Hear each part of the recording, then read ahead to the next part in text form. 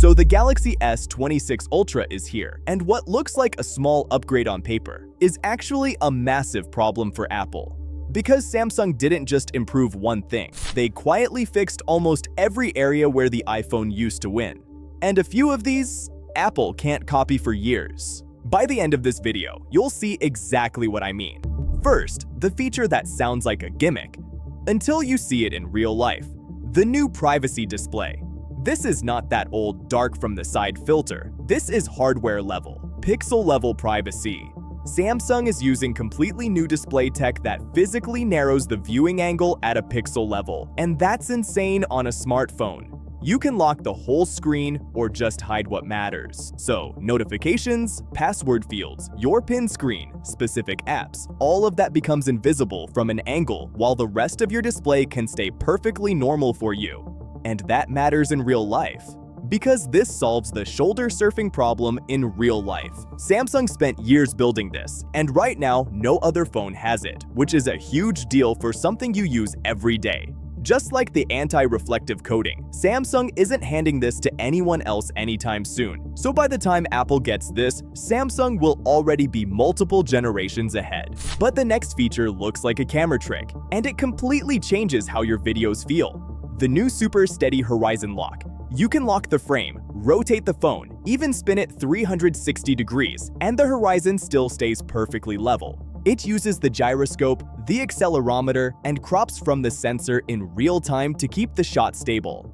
That means you're getting gimbal-level footage without carrying a gimbal, and once you see it, it's very hard to go back. Yes, the iPhone has action mode, and it's good, but this is on another level because it doesn't just stabilize movement. It stabilizes orientation, and right now, no other phone is doing this. And this is where the real camera upgrade is, because even though the sensors didn't change, everything else did. We still have the 200 megapixel sensor, but that's not the story.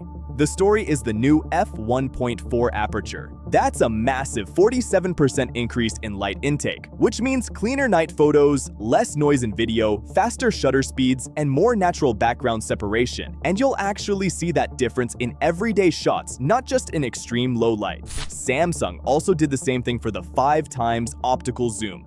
The sensor is the same 50 megapixel resolution, but wider aperture. And when you look at the bigger picture, the sensor size is bigger, and the focal length is higher, which means you're getting higher quality zoom than the iPhone 17 Pro Max at comparable ranges. So overall, this is a real camera upgrade. But performance is where things get really interesting. The Snapdragon 8 Elite Gen 5 for Galaxy is not just faster than last year, it's the first time it actually beats Apple's A19 Pro in Geekbench for both CPU and GPU.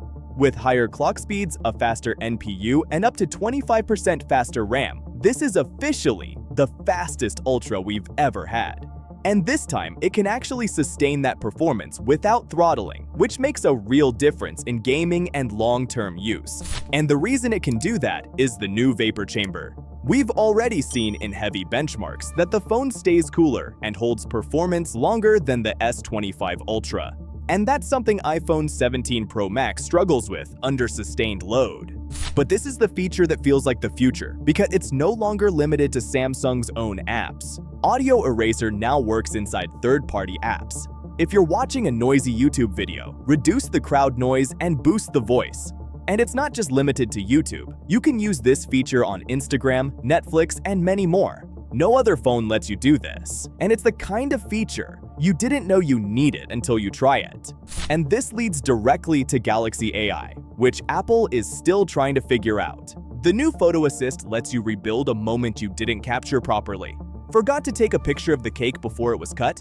You can literally regenerate it, and it works far better than you'd expect. It can merge two images into one, and it will adjust lighting and perspective, so it looks natural automatically. Either changing the entire background or turning daylight shots into nighttime using prompts. Everything here feels practical, not like a demo feature.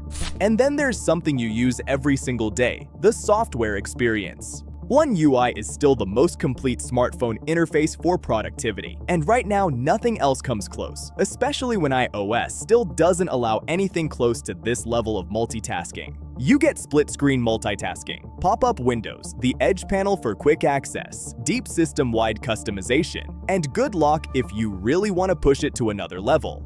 You can set the phone up exactly the way you want, and once you get used to that level of control, it's extremely hard to go back.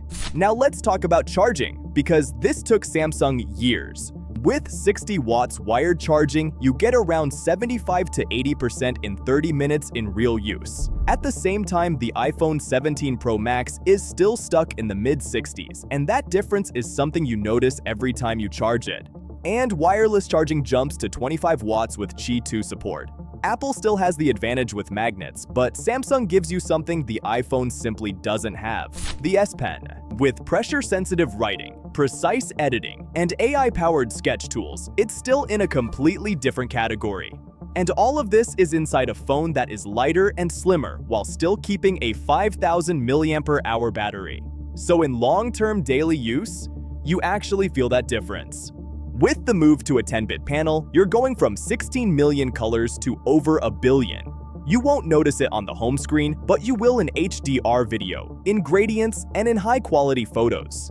That means no banding, more accurate colors, smoother transitions. Combine that with the COE layer for better efficiency, the anti-reflective coating, the privacy tech, and the new Pro Visual engine. And this is easily the most advanced smartphone display right now. And finally, the one area Apple dominated for years is video.